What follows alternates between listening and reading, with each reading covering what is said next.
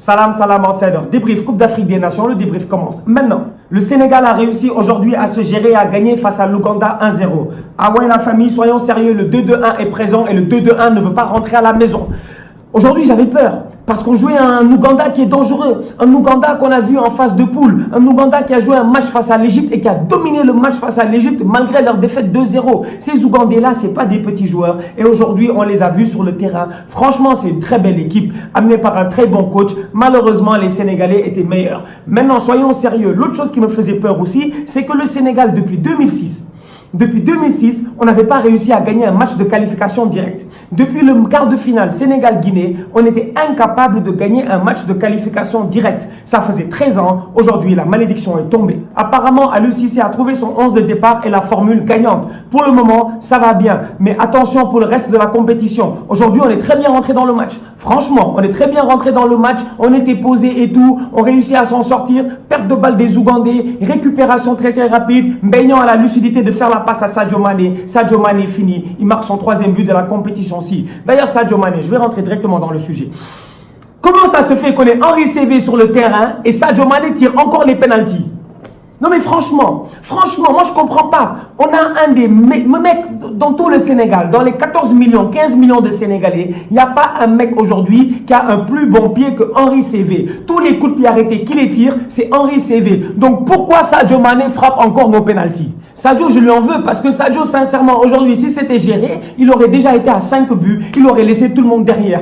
Encore une fois, le voilà incapable de marquer un penalty. Ça prouve à quel point quand les gars sont là en train d'attaquer Cristiano Ronaldo en disant c'est penaldo, c'est penaldo, c'est penaldo, soyons très très sérieux. Le penalty, ça fait partie du jeu. Et quand tu marques des pénaux, c'est que réellement tu as un skill pour marquer des pénaux. C'est comme les lancers francs en basketball. Il faut concrétiser. Aujourd'hui, le Sénégal n'a pas été capable de concrétiser sur ce penalty-là. Ça me permet maintenant de rebondir sur l'arbitrage. Moi, j'en ai marre. Franchement, j'en ai marre. En tant que Sénégalais, à chaque fois de venir et de tomber sur les arbitres qui sont nuls. Aujourd'hui, soyons très très sérieux. L'arbitre, encore une fois, il est pas bon. La CAF, ils nous ont ramené l'arbitre le plus jeune de la compétition. Un mec sans expérience. Le mec, il a 33 ans. Oyango, première action de jeu, il sort de sa surface, tacle sur Ismaïla Sarr, carton jaune. Mais sur le penalty de Sadio Mané, c'est le 2e carton jaune. Pourquoi il n'a pas de carton rouge? Je pense que c'est en français qu'on dit que quand un seul être vous manque, vous êtes dépeuplé ou un truc du genre. Soyons très sérieux. L'équipe nationale du Sénégal, sans Idrissa Gana Gueye, c'est pas la même équipe nationale du Sénégal. Quand je repense et quand j'y repense en rétrospective, je me dis ouais, les Algériens, ils ont réussi à nous battre. Ah ouais, franchement, les Algériens, ils ont réussi à nous battre. D'ailleurs, je serai au stade pour le match Algérie-Guinée dimanche. Mais les Algériens ont réussi à nous battre parce qu'en réalité, au milieu de terrain, il n'y avait personne pour mettre cette pression-là sur les joueurs algériens. Idrissa Gana Gueye, encore une fois aujourd'hui, top performance de sa part. Au-delà de Idrissa Gana Gueye, j'aimerais saluer encore une fois Pape Alioune Ndiaye. Mais sincèrement, mes fellow Sénégalais, mes amis Sénégalais, soyons sérieux. A-t-on eu un meilleur 6 que Pape Alioune Ndiaye? Dans l'histoire du Sénégal, on a eu des numéros 6, mais des numéros 6 qui étaient des aboyeurs. Genre notre coach, Aliou Cissé. Franchement, c'est des mecs qui n'étaient pas très techniques, mais qui passaient leur temps à aboyer sur le terrain. C'est leur engagement en fait, c'est leur voix qui leur donnait cette capacité-là à être de bons joueurs sur le terrain. Pape Alioune Ndiaye, franchement, le mec, il est juste trop technique. Il est juste trop bon. Et sincèrement, ça me fait encore une fois très très mal qu'il soit perdu là-bas en Turquie. Quand je vois les matchs qu'il sort depuis le début de la Coupe d'Afrique-ci, il mérite de jouer dans un top club. Le retour de Youssouf Sabaly sur le côté gauche nous a fait un énorme bien. Parce que Sabaly, en tant que tel, il a une intelligence de jeu que pas beaucoup de latéraux sénégalais ont. Sabaly, à un moment donné dans le match, il sent qu'il doit monter, mais il n'est pas trop sûr. Il voit Mia arriver. Qu'est-ce qu'il fait? Il attend. En fait, il lit le jeu. Et c'est ça qui est important pour un défenseur. Ta capacité d'anticipation. Sabaly, il l'a. Et encore une fois, quand je dis que Gana Gueye, Sabaly, Pape Alioune Ndiaye, Henri Saivet, il y a certains mecs qui, sincèrement, en toute honnêteté, doivent toujours être sur la feuille de match. Cheikhou Kouyaté, depuis que le peuple l'a attaqué, le mec il commence à se gérer. Top performance de sa part aujourd'hui en défense centrale. Dès le début du match, il prend un coup de coude. Mais après ça, tu sens réellement que le gars, il est engagé dans son match-là. Kalidou Koulibaly a été élu homme du match. Enfin, la CAF se gère et la CAF ne donne pas l'homme du match au buteur. Parce que Sadio Mané, je vous l'ai dit, il n'est pas sérieux. Sincèrement, si c'est en Sadio Mané qu'on espère pour gagner cette Coupe d'Afrique-là, je vous dis, ça va être très compliqué. Parce que Sadio Mané, juste depuis le début de la CAN, le mec, il peut... Mec, je comprends pas. Je comprends pas. Sadio Mané, s'il veut vraiment gagner le ballon d'or, il n'a qu'à nous montrer qu'il veut vraiment gagner le ballon d'or. Il n'a qu'à se gérer. Il n'a qu'à faire de meilleures performances. Parce que Mané, oui, il marque, mais Mané n'est pas si décisif qu'il devrait l'être. Koulibaly, c'est un monstre en défense. Il y en a qui parlent de Van Dijk ballon d'or. Moi, je dis Koulibaly ballon d'or. Maintenant, j'arrive sur le coaching de Aliou Cissé. Aliou Cissé, jusqu'à quand est-ce qu'il va continuer à nous imposer Mbaye Niang? J'ai parlé à des supporters sénégalais à la mi-temps, ils m'ont fait non, Mbaye Niang il est bon, il est en pivot, etc. et tout, etc. Nanana, c'est lui qui fait la passe sur le premier but à Sadio Mané. J'ai dit mais non, franchement, en fait au Sénégal, on a des standards beaucoup trop bas. On doit élever nos standards. Mbaye Hamady Niang aujourd'hui, on l'aime tous. Franchement, le boy, il donne tout pour le Sénégal. Mais à un moment donné, on a besoin de quelqu'un qui va marquer des buts. Soyons très très sérieux. Dans l'engagement, Mbaye Niang, moi la dernière fois, je me suis amusé. J'ai dit Mbaye Giroud. Mais Mbaye Niang n'a pas le même engagement qu'Olivier Giroud. Olivier Giroud à la Coupe du Monde avec la France, il fait toute la Coupe du Monde, il marque 0 but. Mais dans l'engagement Giroud, c'était presque un milieu défensif. Mbaye Niang aujourd'hui, il a perdu 12 duels.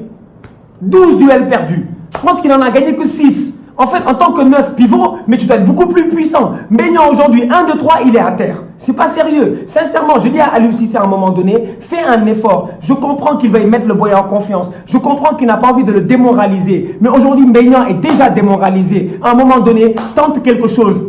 Mbaye Diagne que tu fais rentrer pendant 5-6 minutes là, à la fin de chaque match, le mec ne pourra jamais prendre le rythme de la compétition. Franchement, pour moi, à mon humble avis, next match face au Bénin, 65e minute, 60e minute, Mbaye Niang ne marque pas, tu le sors, tu fais rentrer Mbaye Diagne. J'en veux à Ismaël Sarr parce que Iso, franchement, il faut qu'il quitte Rennes. Tant que Iso sera à Rennes, Iso ne sera pas sérieux. Iso aujourd'hui, voilà un joueur qui est talentueux. Voilà un joueur que sincèrement, nous tous, on sait que le boy il sait jouer au foot. Mais Iso n'est pas constant. Sa constance, elle est... C'est du n'importe quoi. Il n'a aucune constance dans son jeu, mais c'est normal. Parce qu'il est dans un club qui, aujourd'hui, on le met sur un piédestal. À Rennes, on sait tous que le maire ailier, c'est Ismaël Sarr. Alors que si Ismaël Sarr jouait dans un grand club européen, s'il jouait à, grand club européen, entre parenthèses, j'allais parler d'Arsenal, donc avant que les gars viennent m'attaquer dans les commentaires, non, Stan, gère-toi, etc. Mais si Ismaël Sarr jouait à Arsenal, ou à Manchester United, ou même en Italie, ou etc., ou en Espagne, il aurait compris que c'est important d'être constant. Iso, tu as le talent. Iso, montre-nous que tu as ton talent. Montre-nous que tu peux faire beaucoup mieux. Parce que ta prestation aujourd'hui, elle était décevante. Les Sénégalais ont beaucoup de baraka pour le moment. Parce qu'on est du bon côté du tableau. Il n'y a aucun grand, mis à part que des outsiders. Franchement. Mais les outsiders, je vous ai dit, c'est notre année. Donc attention à ces outsiders-là. Le Congo, ils sont revenus de la mort comme Jon Snow. Donc tu sais pas les mecs, ils vont finir comment. Tu sais pas quelle détermination ils ont. Les Malgaches, on les connaissait pas. Même si le Sénégal a joué en phase de qualification face aux Malgaches, c'est pas la même équipe, c'est pas la même envie. Ces Malgaches-là peuvent faire du très très sale durant cette compétition. Si. Donc franchement, les Béninois, ils ont grignoté les Marocains. Donc en toute honnêteté, en date d'aujourd'hui, les Sénégalais doivent avoir un seul objectif, aller en finale et essayer de remporter cette coupe-ci. Le Maroc de Hervé Renard est tombé face au Bénin. Qui l'aurait cru?